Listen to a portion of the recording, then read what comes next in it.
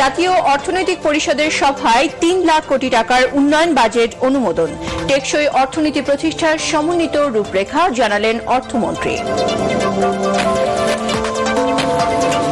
মূল্যস্ফীতি কমানো ও কর্মসংস্থান সৃষ্টির বদলে সামাজিক সুরক্ষাকে অগ্রাধিকার দেয়া টেকসই অর্থনীতির পরিপন্থী, বলছে সিপিডি। দরিদ্র জনগোষ্ঠীকে প্রাধান্য দেওয়া হচ্ছে, সমাজ কল্যাণমন্ত্রী।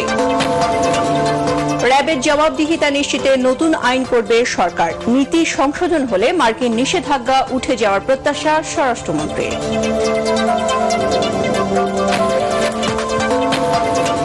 ভূমি কর্মকর্তাদের অনিয়ম ও দুর্নীতি বন্ধে মোবাইল ট্র্যাক করে নজরদারি করবে মন্ত্রণালয়। হয়রানি বন্ধে ভূমি ব্যবস্থাপনা ঢেলে সাজানোর উদ্যোগ। জাহাঙ্গীরনগর সহ ৩ বিশ্ববিদ্যালয় উত্তপ্ত। ডুয়েটে নতুন ভিসি নিয়োগ বাতিলের দাবিতে শিক্ষার্থীদের ব্লকেট। চট্টগ্রামে গ্রাফিতি আঁকা নিয়ে পুলিশের সাথে শিক্ষার্থীদের সংঘর্ষ।